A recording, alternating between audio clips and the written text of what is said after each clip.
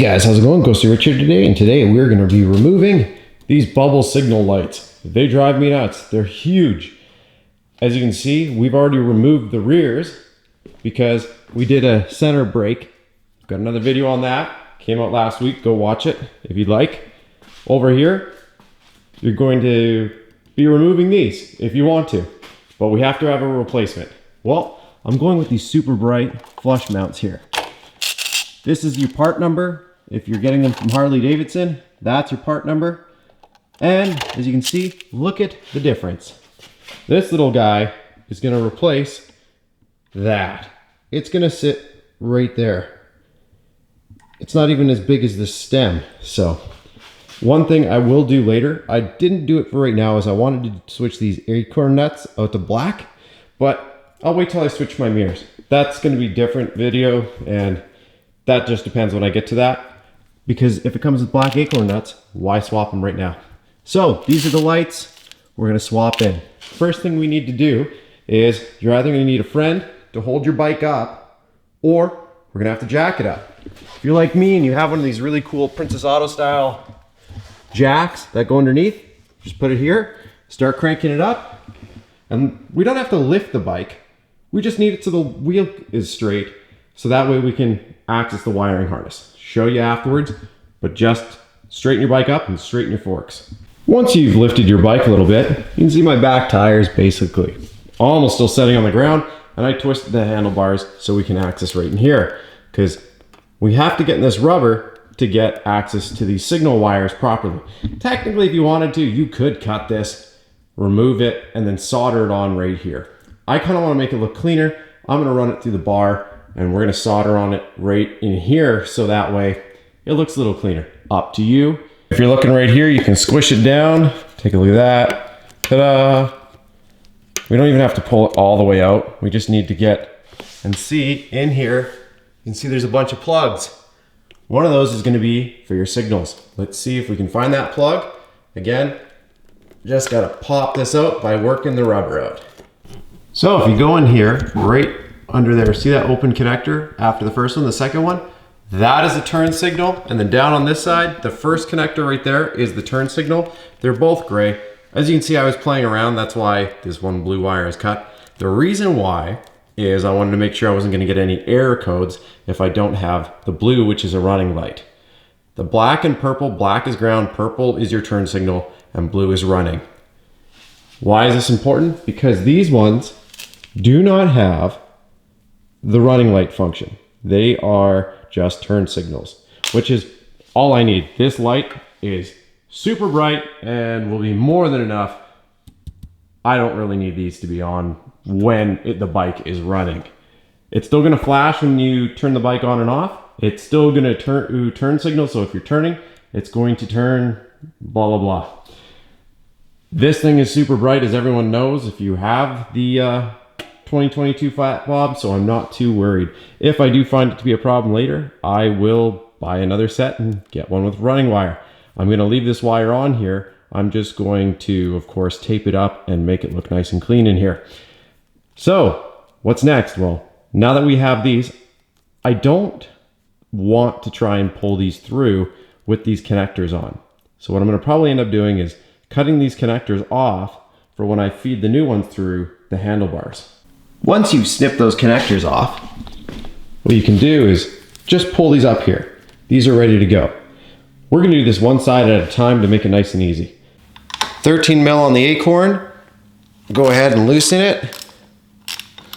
Get it nice and loose, and then once we get to about right there, do it by hand, so that way we can let this light hang.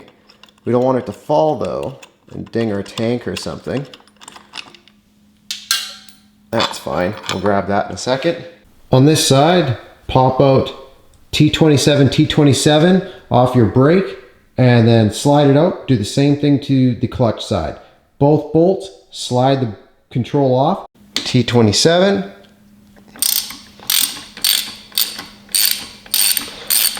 What should happen is when you loosen one side, it might loosen both. If it doesn't, it should get pretty loose. From there, just to be careful, come here, use your stomach or whatever else. Hold the control on. It's always nice if you can pop the bottom bolt out first. That's why I left that one in by a couple threads. And the reason why is then there's no chance of this falling down and hitting your tank. There we go. Now that that's safely out, wiggle this. And if you want, for me, I might even just put this right here. See if it'll hold it. We'll see. Something like this, just so it holds it away from your bike. If you take a look, there you go. So now that that's hanging there, as you can see, I've already done the clutch side. It literally comes off the same way. We can now send wires through that pipe. Important things to remember, that you'll see that there's two different ones. One has an angle, one does not. One that does not is meant for the brake side. One that has the angle is meant for the clutch side. Important to note when you're pulling these wires through. Let's show you how to do this. First off, have a clean tip. Go ahead, throw a little bit of tape on the hay wire. Then go ahead and I would twist the hay wire a little bit around your wire. Just like this. What this is going to do is give it a little bit more strength. And then from here, we're going to start taping around that hay wire, and we can't go too thick, otherwise it's going to get bundled up. So again, just like this, and there we go. Single layer all the way, and we know that our buddy tab, which is right here, folded over, it's on the tip. Trust me, really important to do that. And then from there, I'm going to back off the camera and show you how we're going to pull this through.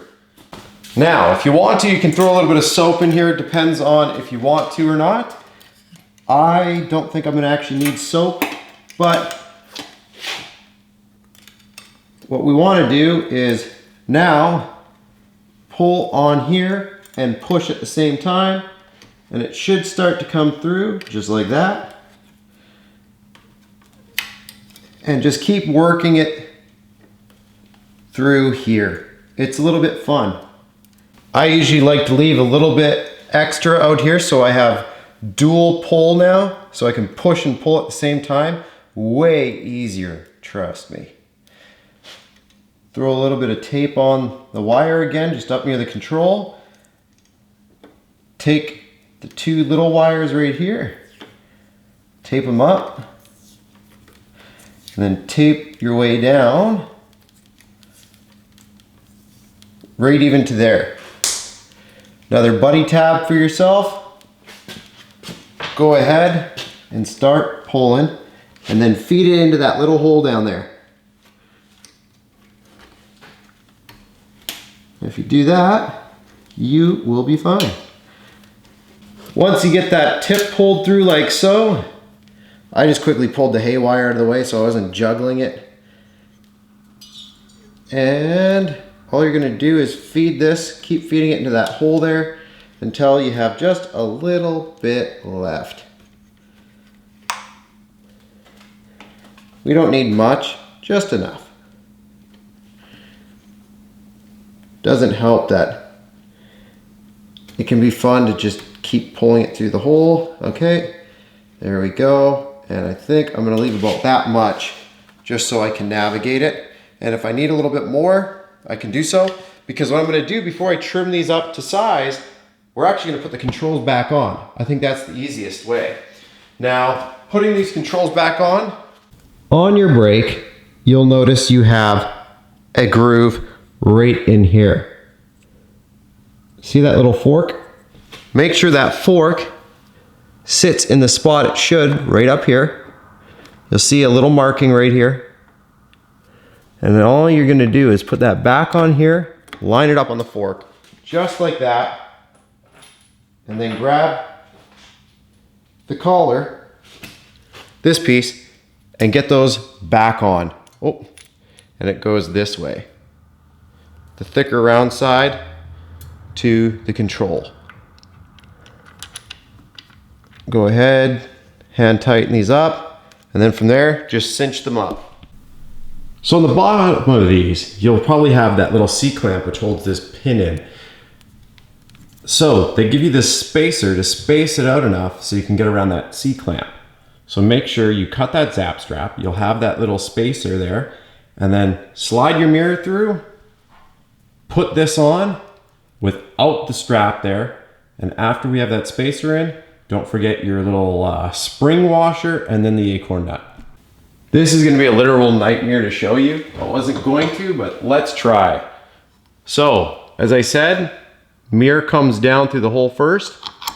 After it does, you go ahead with your little spacer that was attached with the little zap strap there. Then you put your little light on. Then you go ahead and put your lock washer on. And then while you're holding all that together, you put your acorn on. I cannot wait to swap that out for black. And it'll just sit like that. Then, if you want to, go ahead and just lightly, because you'll want to adjust your mirrors later, tighten that up. Now that we've done that, again, the reason why this is so wobbly is I haven't tightened up our brake pieces yet, because I want to run this line nice and tight to here. Leave it up to you, but see how close that looks? That's so much nicer. It's not a big loop here. It's nice, tight. Now from here, make sure this wire is in the slit right there. Make sure we're lined up. And yeah, from here, we can now tighten up our brake.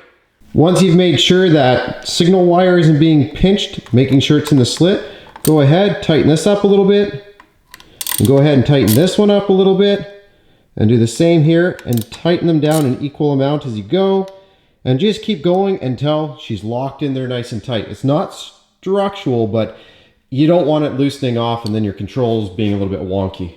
Well, now it's time to either crimp or solder. For me, I want these wires this long. So what I did is I brought them over, pulled them down, went to the frame weld right here, and I'm gonna trim them right here and solder on those connectors. Again, black to black, purple to purple, and leave the blue one taped up unless you have a blue wire on yours. As you can see, we're all soldered up. Next thing to do is slide this heat shrink down. But if you're wondering, you know, maybe you haven't soldered before, remember, rest the joint on your soldering pistol and then heat the wire and actually feed the solder into the wire. Don't feed it onto the tip of the pen, but the actual wire itself. Now that we've done that and they're all cleaned up, we can see a little bit of the adhesive coming out the top, so we know that it's sealed the joint. If you want, you can throw a tiny bit of tape on here just to hold them nice and tight together, and that's completely up to you. You don't have to. I usually do that so that way they don't get caught on anything. When you're plugging them in, this left-hand side is going to be the bottom connector, and then the top connector we popped out is the other side. After you do so, we can always test it out by coming over here, flicking this on, and then hitting right here. And look at that. It is bright. Perfect. Now that we know that's all hooked up right, we can start putting the grommets back in. So this one, all we're gonna do is of course twist it and start to line it back in so it kind of seals up again to keep water out. The fun part is moving these lines down a little bit to squeeze it back down. So I suggest you get this corner in first, move it deep, get it over here, and then start sinking the grommet in all the way around. You might have to push it in quite deep, but once you do that, all of this is right here.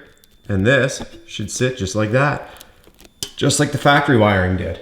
And again, if you wanted to clean it up a little bit more than the factory wire, you could throw a little bit of zap straps around here. Just depends on what you want to do.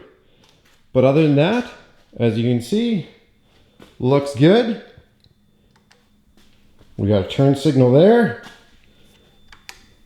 We have a turn signal here. Whoop, gotta hit it. There we go. And if you're interested, I also got rid of the big ones on the back, and I did those. So that way, we have a rear brake light with signals here. It gets rid of all of these ones over here. As you can see, I've got all these guys off now, as I wasn't a big fan of the look of that. Cleans the bike up, in my opinion. Much better. Well, engineer, does it pass? Should they like and subscribe if they want to see more? Oh no. Can they resist your cute face? Thanks again for watching, guys. Hope you enjoyed the video.